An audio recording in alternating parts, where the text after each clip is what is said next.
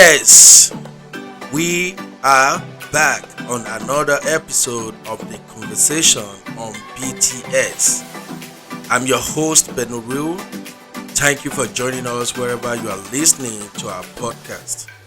We continue our efforts towards creating a better Nigeria by examining the effects and solutions to the Yahoo Plus epidemic in the country.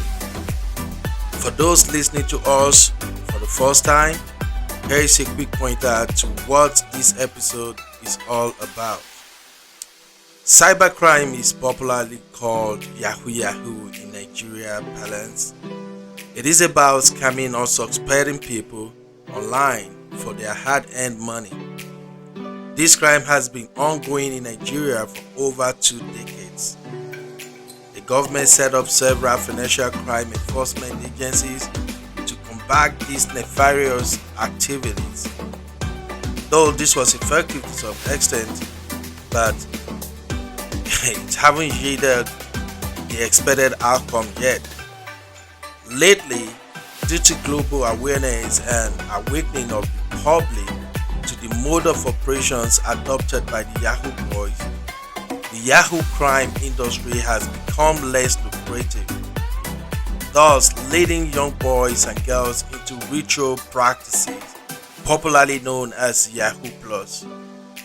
In other words, Yahoo Plus is the act of killing innocent Nigerians, believing their body parts, if combined with spiritual concoction, will lead to huge financial fortunes.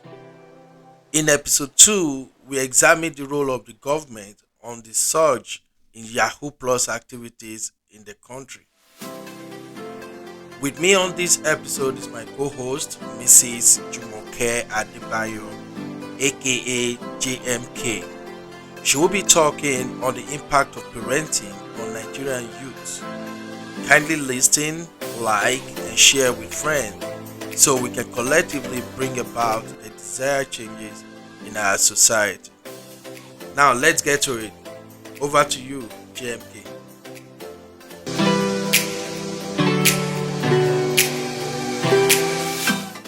Good day, listeners. I welcome you to this podcast. This is the voice of JMK, and I'll be lending my voice on one of the evil that has eaten deep into our society, talking about the Yahoo and the Yahoo Plus menace. I want to talk about one of the factors contributing to the growth of Yahoo Plus in our society.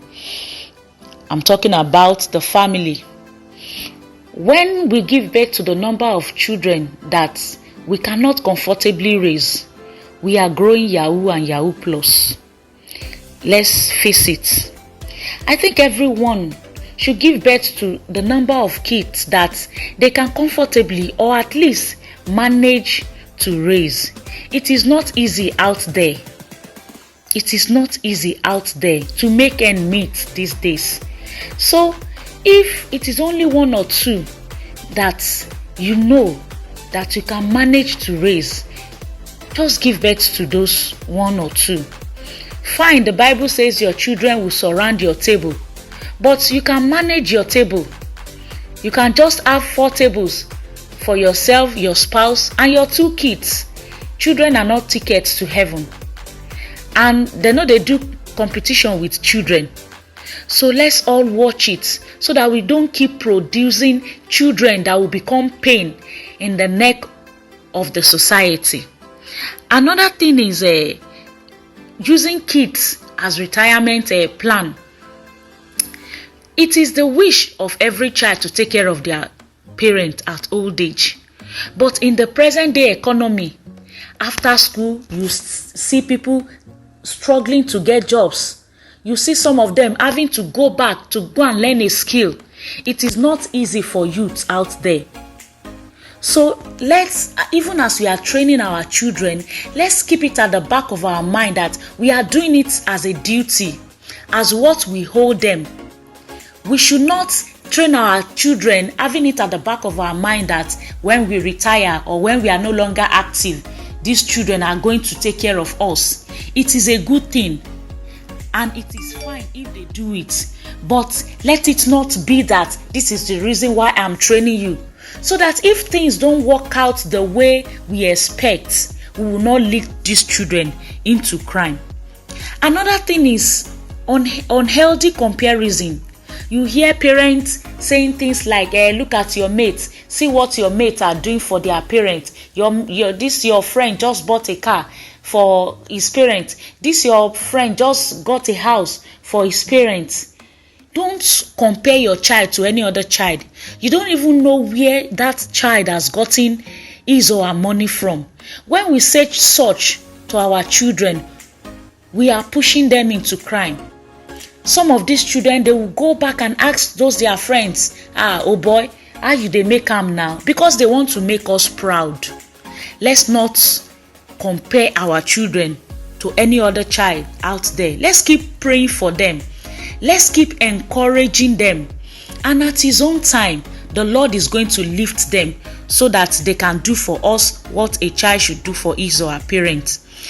Another thing is the freedom we give to our kids these days. Because we don't want people to call us paranoid, because we want our children to be free. We are not even checking what they do these days. We don't even care to know who their friends are.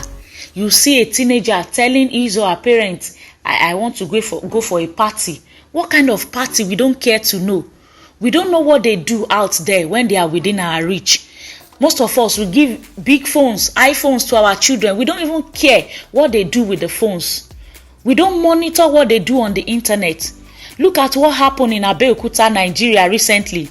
The guy that killed his girlfriend for money, he confessed that he knew how to make rituals, money rituals from the internet.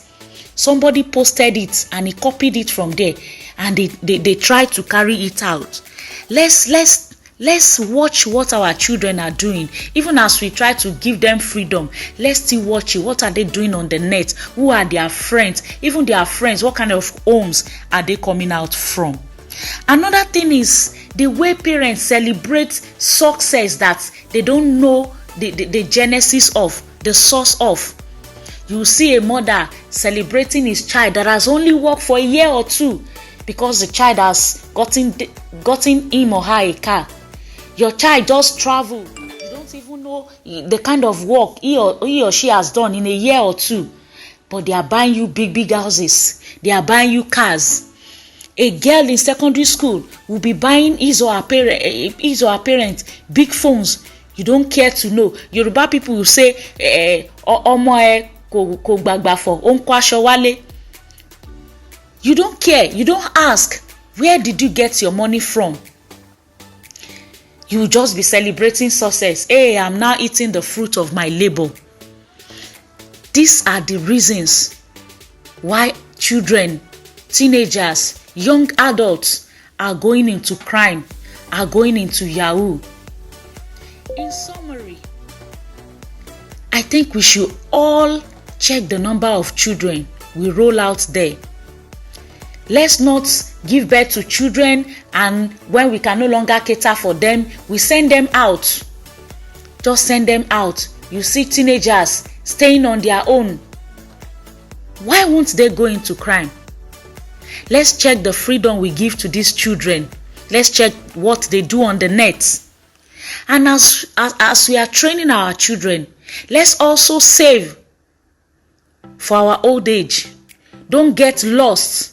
Even as you are training your children, so that when that time comes, you will not be disappointed and you will not push your children into crime. I pray that the Lord will help us so that we will not fail our children and we will not fail the society. Thank you all for listening, and see you some other time.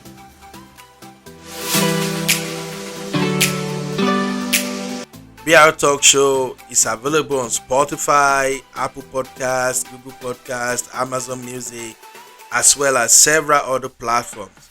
Kindly share your thoughts with us on the show by leaving comments